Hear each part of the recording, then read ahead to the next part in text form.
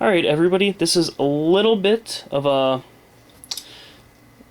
triple review, but this is just going to focus on the internal block receiver from Ace.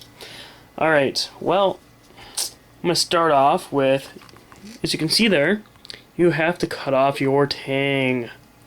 Now, I bought this from, I'm just going to sit down here, I bought this from California shootersupply.com, and simply it's made for Saigas. I think there's different ones for different models, but more or less you have to cut off the tang of your rifle, take a Dremel, flatten it out so it's very smooth.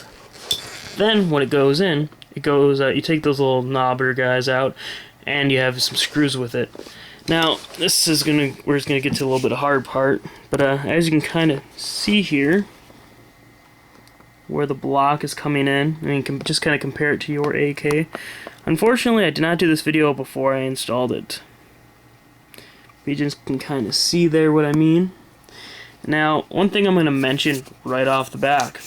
This wasn't mentioned to me, but anybody that's familiar with your, again, the kind of angles are bad, but see that silver plate there I'm focusing the light on?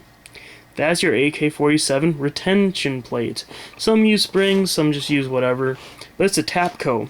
Now, one issue that I had with that was I wasn't able to put the safety back in and have the plate held in place, holding the pins, which is the firing trigger group, in place.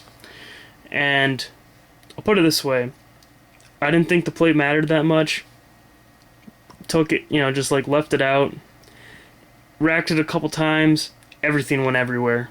It was a bad mistake, especially with the Saiga and trying to put that spring back in for the open bolt release.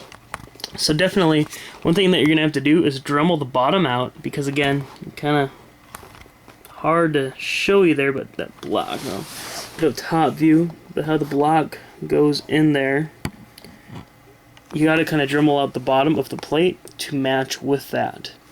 And then simply it just slides right in, because it's just kind of coexisting with it. So now with that, swap here again, turn off this light, save some battery.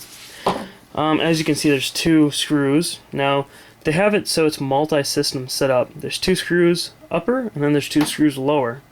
And then, depending on what type of folding mechanism you go with, obviously this one slides.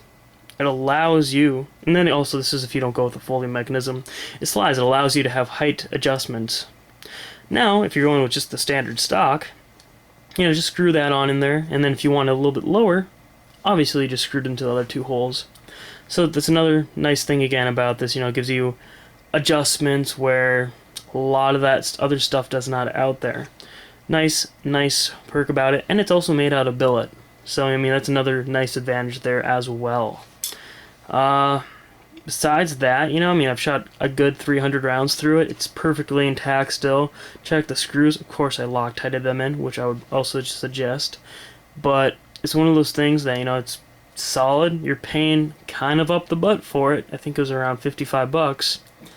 But it's worth it. And then again, this whole stock conversion, I think, was $205 with the sling swivel after shipping. And yeah, it's kind of expensive. But if you've ever looked at AR-15s and all that stuff, it's pretty decently priced for a stock. It is expensive, but for all the stuff being top grade quality, it's worth it. So, and then one thing again, like this Tromix, actually I'll probably add this in the video, but the Tromix stock, it does not have a single point sling stud. That right there, you can see a couple sling attachments. But if you want a single point sling, you would not be able to do that on the Tromix unless modifying it, which is one of the reasons I went with this folding mechanism. So I guess that's really it. I wish I could get some shooting footage in here. One thing I'll mention, as I did in my other one, you can see how that lines up. There's about 1/4 of an inch opening. Again, the adjustments allow you to kind of have where you want it a little bit higher, a little bit lower. Put it on the next screw set, a little higher, a little lower, and then so it doesn't interfere with your grip either. And then that is really about it.